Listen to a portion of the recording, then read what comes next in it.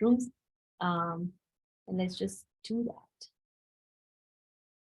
Is this, right? You would run a simulation in basin A, just like you did for your initial FFS. And in these potential energy surfaces, what we're going to do is we're going to use X and Y as our order parameter, but I'm not defining what the combination of them should be a priori. I'm just going to run the simulation. I'm going to divide up this entire phase space into a grid.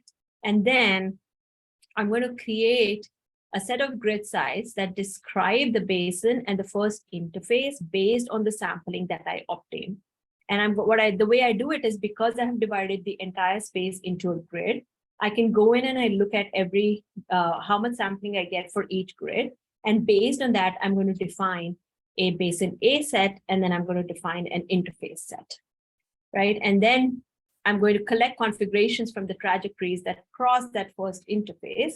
So that entire set of interfaces, and that will be where I get all my configurations, right? So these black points here are now my configurations at the first interface. And basically the contour that these black points are making is your first interface. And then you run several simulations from those configurations. And again, you do the same thing. You create the next interface set. You find the configurations that are crossing it, and they'll form your next interface contour. And you keep doing that until you get to basin B.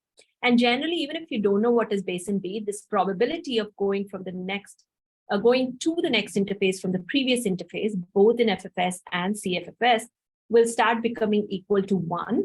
And at that point, we know that we have gone past the barrier. So we don't have to then continue doing this process. All right. So what CFFS is doing is it's putting these interfaces on the fly in multiple dimensions. And therefore, that the fact that they have all kinds of shapes is telling us that it can do any non-linear combination of these order parameters that you're using. And that's important because that then improves our chances of finding sampling along the reaction coordinate. All right, so here is the examples of the same interfaces that I had shown you before. Same potential energy surface as shown you before. So we had seen what it looks like for FFS in X order parameter and with the optimal order parameter. And now I'm also showing you the results that you get from CFFS. And these black lines that you see are those interfaces that we develop as you're moving forward. And you can see that now you get a pretty good sampling of your part space for all of these potential energy surfaces. So just looking at, let's say, this double channel, you see, we are going both we are able to sample both the channels. You expect, and the way it's created is that you expect to have equal density on both channels, and that's what we are getting from CFFS. So it seems to work really well. These are a lot of animations for the same thing, but I just show that same stuff here for that multiple channel, which is included in your Jupyter notebook, so you can play around and see whether TIS is able to sample it, RETIS is able to sample it or not. FFS, you can see when it runs into trouble. So you can see here it's struggling, and your CFFS gives you good sampling.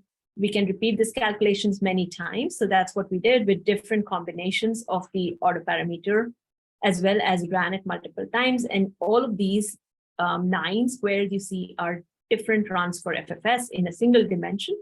And you can see that it struggles, but CFFS can get it done quite well. So it seems to be a good technique, especially if you have multiple channels. This is showing the same things. I'm going to skip it. Right now, the same paper that I cited before had this example where they have a two-well potential energy surface, like it's in single dimension, but velocity is an important coordinate. So far in all of the order parameters that you've seen, and mostly we have talked about even in metadynamics and stuff, have not taken into account velocity. We only think about the coordinates and the combination of coordinates. But this particular example has velocity as an important coordinate. Sorry, I'm not monitoring chat, so in case there are questions, I may be. Woody, I'll answer your question right after I finish this. That's a good question. Right, so, and this also answers, Woody's question is, what should we get similar rates when we do all the different methods, right? So here what Vanner did was he used this as a model system, as a test case, and ran simulations with all these different methods. Reactive flux is another method to do similar path sampling things. And you see that reactive flux, TIS, and RETIS give you one type of rate versus FFS.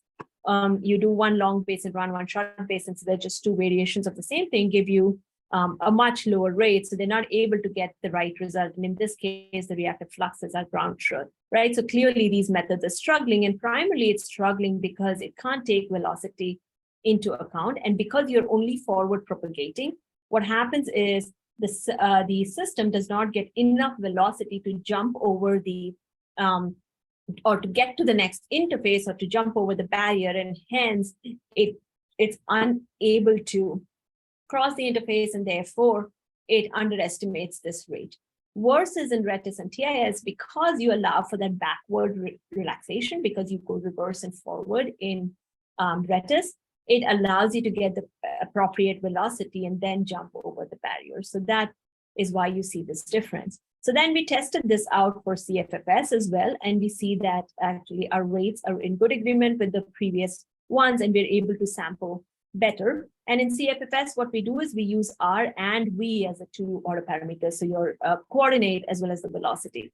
And you can see that we get this kind of sampling. And really what's happening, it's so cool, you can see the trajectories, is the particle starts to spin around here, gains velocity, and then jumps over the barrier and then relaxes into the next one. So that's kind of what's happening when we allow multidimensional forward flux sampling, right? So it is an improvement over forward flux sampling.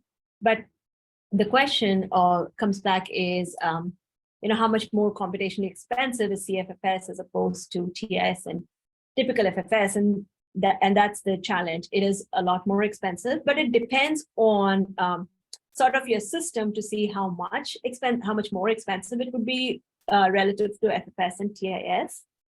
It's also a little bit difficult to quantify that difference in the sense of, for the same sampling, how much more expensive would it be, right? Like if you look at what we're getting for FFS, we don't even get the right sampling. So at an additional cost, if I can get the right sampling, CFFS is worth it.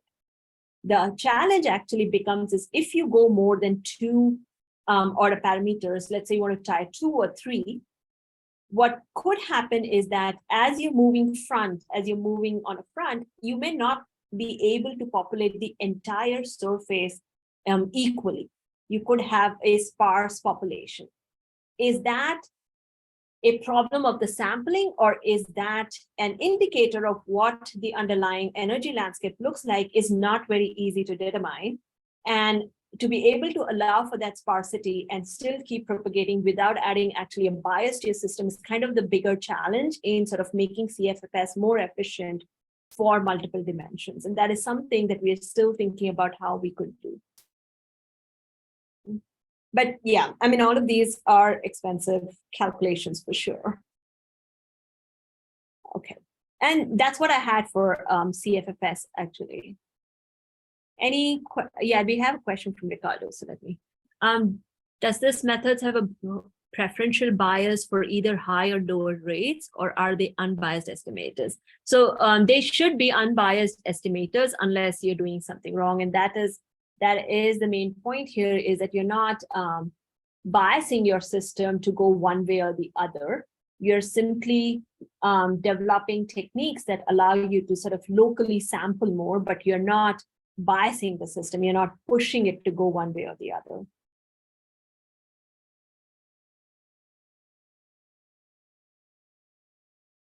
Any other questions or thoughts?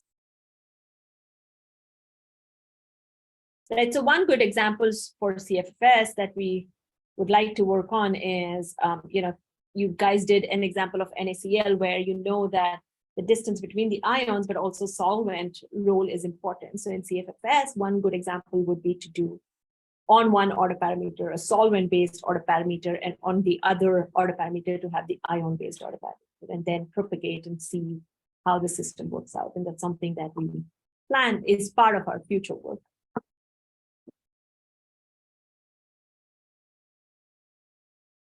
Dr. Sarupria. Yes.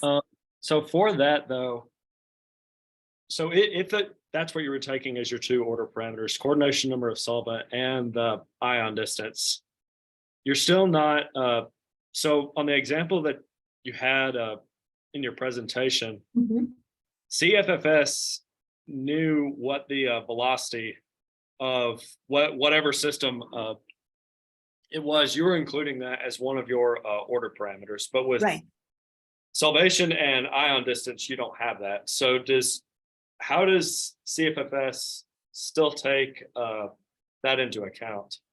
Right. So in this example, velocity is part of that energy landscape. So the way the equation is, and I don't have it here, is that you have velocity that plays a role in you jumping over the barrier. In the other examples and in general, right, often the coordinate space or the parameters are sufficient to describe the system.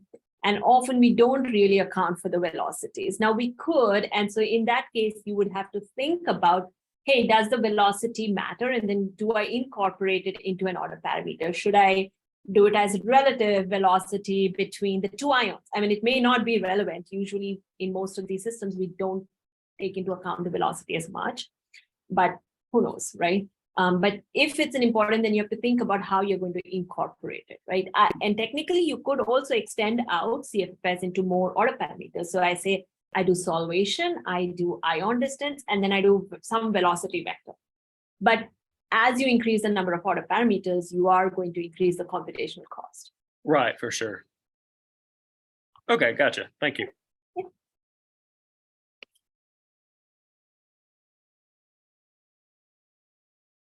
Any other questions or thoughts?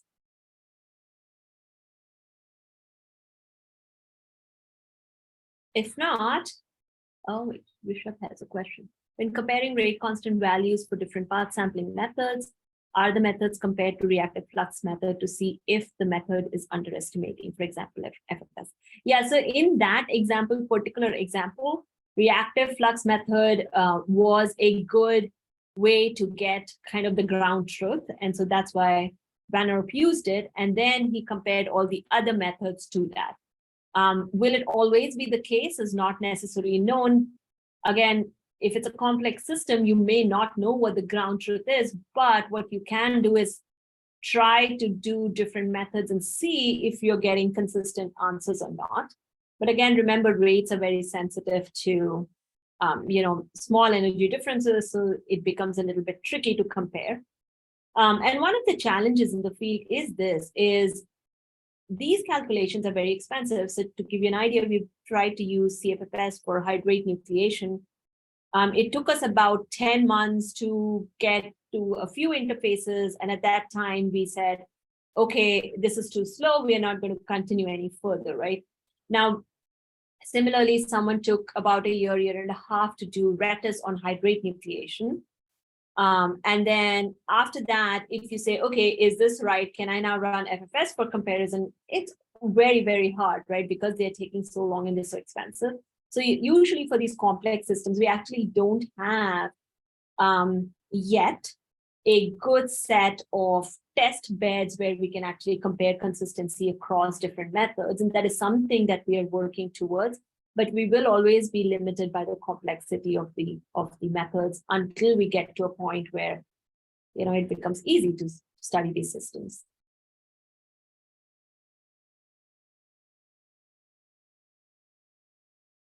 Very good questions. Any other questions?